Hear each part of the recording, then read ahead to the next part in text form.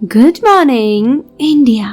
दोस्तों नमस्कार। दोस्तों, हमारे चैनल की कहानियाँ रोज़ाना सुनते रहने के लिए आप हमारे चैनल को सब्सक्राइब कर सकते हैं। इस वीडियो के पसंद आने पर आप इस वीडियो को लाइक कर सकते हैं। चलिए इस प्यारी सी कहानी को शुरू करते हैं। मैं अनीश तिवारी इंदौर मध्य प्रदेश से हूँ। ये उस समय की बात है जब मैं 30 वर्ष का था।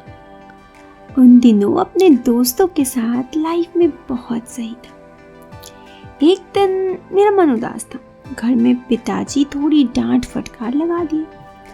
मैंने सोचा क्यों ना किसी मॉल में जाकर अपना टाइम फ्रेश कर लूं, मूड भी फ्रेश कर लूं। यही सोचकर उधर से मैं एक मॉल चल पड़ा। वहाँ थोड़ी दूर घूमने के बाद मुझे भूख लगी तो मैंने फूड जोन में जाकर खाना ऑर्डर किया और एक सीट में जाकर बैठ गया। जब मैं सीट में जाकर बैठा तो मेरे सामने वाली सीट पर एक भाभी कुछ देर पर आके बैठी। उनकी उम्र करीब 38 साल रही होगी। उनकी कद यही कुछ 5 फीट 4 इंच होगी। रंग गोरा, देखने में खूबसूरत थी। दोस्तों, मैं उन भाभी का बारे में क्या क्या बयां करूं ये नहीं कह सकती। उनकी सुंदरता के लिए बस आप मान लो ये वो कोई मॉडल सी लग रही थी। मैंने भाभी को देख रहा था और वो मुझे। कुछ देर ऐसे ही चलता रहा। करीब 30 मिनट बाद भाभी चल पड़ी। उनके जाने के बाद 10 मिनट में मैं उठा और बाहर गया। वो वही भाभी अपनी कार से कार नहीं निकाल पा रही थी। उनका कार ट्रैफिक में जाकर फंस गया। वो काफी परेशान लग रही थी। मुझसे रहा नहीं गया। मैंने उसे पूछा, आपको प्रॉब्लम ना हो तो मैं आपकी हेल्प कर दूं? मैं आपकी कार निकालवा दूं? उनकी हल्की सी मुस्कुराहट दी और मुझे इज्जत देते हुए अपनी गाड़ी से निकाल कर उनको दे दी। जैसे ही मैंने उनकी गाड़ी की चाबी दी, फिर उन्होंने मुझे धन्यवाद कहा और पूछा, आप क्या करते हो? मैं भी बोल दिया, अभी तो जॉब की तलाश में हूँ, कुछ काम नहीं है। उन्होंने कार की डैशबोर्ड पर रखे कार्ड में से एक विजिटिंग कार्ड उठाकर मुझे दिया और कहा, 3 दिन बाद इस नंबर पर कॉल करना। मैंने ठीक वैसा ही किया। चौथे दिन मैंने कॉल किया तो भाभी ने फ़ोन उठाया। बातचीत हुई। मैंने अपना परिचय बताया तो भाभी ने भी मुझे पहचान लिया। उनका नाम रीना बताते हुए अपने ऑफिस बुलाई। उनका प्रॉपर्टी का काम था। मैं जब उनके ऑफिस में गया तो भाभी के ऑफिस में उन्हें देखकर मेरा मुंह खुला का खुला रह गया। बाप रे, क्या खूबसूरत लग रही थी। उन्हें देखकर वाकई क्या कोई भी फ्लैट हो सकता है गिरकर, इस तरह की खूबसूरत लग रही थी। मेरा मन बस बेचैन हो रहा था। मैंने खुद को समझाकर सोच लिया कि शुरुआत भाभी करे तो कुछ हो सकता है। भाभी ने मुझे जॉब पर लग लिया। मैं मन लगाकर काम करने लगा। कुछ दिन बाद पता चला भाभी के पति बाहर रहते हैं। वो वहीं विदेश में हैं और 2 दिन साल में एक बार ही आते हैं। मेरे लिए अब काम आसान हो गया। मेरा दिमाग में आइडिया आया कि क्यों ना उन्हें अपनी ओर आकर्षित करूं।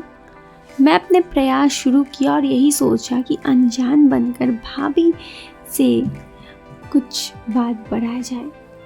मैंने ऐसा करते हुए पाया कि वो बड़े गौर से मुझे देख रही थी, मगर वो कुछ बोली नहीं। ऐसे दिन चलते रहे। एक दिन मैंने सोचा, आज कुछ ऐसा करता हूँ जिससे भाभी हैरान हो जाए।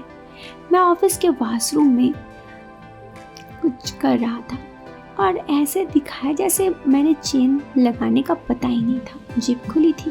तभी रीना भाभी ने मुझे बुलाया और फाइल ढूंढने के लिए कहा।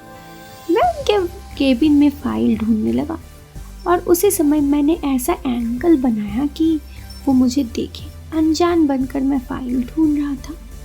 मैं ये सब पता नहीं लगने दे रहा था उन्हें कि मैं ऐसा जानबूझ के कर रहा हूँ। मैं गौर कर रहा था। भाभी की नज़र मुझ पे है। उन्होंने 1-2 मिनट इधर उधर देखा। जब उन्हें यकीन हो गया कि मेरा ध्यान उन पर नहीं है तो वो गौर से देखने लगी। फिर मैंने भी धीरे से मौका देखकर से बात करने लगा। वो मुझे देख रही थी। उन्होंने मुझसे कहा, टेबल पर रख दो, फाइल यहीं होगी, मैं ढूंढ लेती हूँ। मैं टेबल के करीब आया और भाभी से बात करने लगा। तभी भाभी ने भी अपना मूव दिया जिसका मैं इंतजार कर रहा था। उन्होंने कहा कि तुम आज मेरे घर आ जाना, मुझे तुमसे काम है। मैंने ओके मैम कहकर उन्हें हाँ कर दिया।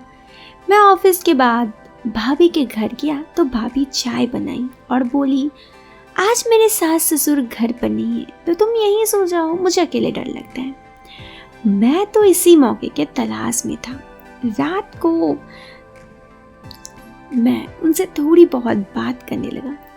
इसी सब बातचीत में मैं थोड़ा देर हुआ, करीब रात के 12 बजे भाभी उठी, मेरे पास आई तो मैं देखा मैं अभी तक सोया नहीं। उन्होंने कहा, अरे अभी तक सोए नहीं? मैंने कहा मुझे गर्मी लग रही थी। वो बोली, ओके तुम मेरे बेडरूम में चले जाओ, वहाँ एसी ऑन है। मैं वहाँ जाकर फर्श में बिस्तर लगाने लगा। उन्होंने कहा, अरे तुम बेड पर सो जाओ, कोई बात नहीं। फिर क्या था, मेरी तो मानो मन मुराद पूरी हो गई।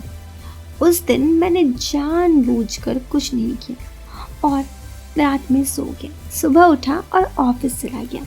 धीरे धीरे भाभी का बर्ताव मेरे साथ अच्छा होने लगा। जब वो ये समझने लगी कि मैं उनकी बहुत रेस्पेक्ट करता हूँ। मैं जानता था अगर मैं उन्हें ये दिखाता हूँ और सब मूव्स वो करती हैं तो चाहे कुछ भी हो जाए वो मेरे प्यार में पड़ेगी। फिर ऐसे ही एक दिन उनका बर्थडे था। अब मुझे बहुत अच्छे से पता था कि उनका बर्थडे है। ऑफिस में सब उन्हें विश कर चुके थे लेकिन मैं उन्हें विश नहीं किया जानबूझकर। कुछ देर बाद जब वक्त आया तो मैं एक बार उनके ऑफिस में गया और उनसे उन्होंने मुझे कहा कि आप इतने देर बाद आए हो। मैंने कहा, हाँ कुछ फाइल लेनी है। ऐसे बर्ताव करके जैसे मानो मुझे याद ही नहीं है कि आज तो उनका बर्थडे है। फिर क्या था, थोड़ी थोड़ी करके बातचीत आगे बढ़ने लगी और वो मेरे क्लोज आने लगी। उन्हें मुझ पे इतना विश्वास हो गया था कि अब वो अपने ऑफिस में मेरे साथ अपने रिश्ते में जोड़ देने लगी। इसी तरह वक्त बीतता गया और धीरे धीरे मैं भाभी से क्लोज होता गया। ऐसे ही काफ़ी दिन बीत गए और फिर एक दिन एक रात वो पल जो मैं कब से चाहता था लेकिन अनजान बन रहा था, वो पल भी पूरा हो गया। तो दोस्तों, ये थी मेरी ज़िंदगी की अनोखी कहानी।